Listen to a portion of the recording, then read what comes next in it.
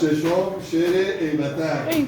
خب آقای گروهی زحمت کشیده این شعر رو آهنگش شده و بسیار زیبا و جالب خونده و توسته این آهنگ دادن بشه خیلی سخته ها، یعنی کار کسی باید باشه که وارد باشه که کجا صدا رو بکشه کجا صدا رو کم کنه.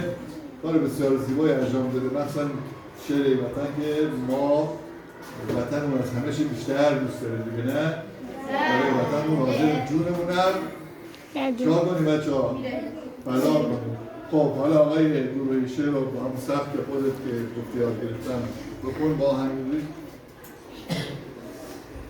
ای سلامم ای سرودم ای نگهبان وجودم ای غمم تو شادیم تو مایه آزادیم تو ای وطن ای دلیل زنده بودن ای سرودی صادقانه ای دلیل زنده ماندن جان پناهی جاودانه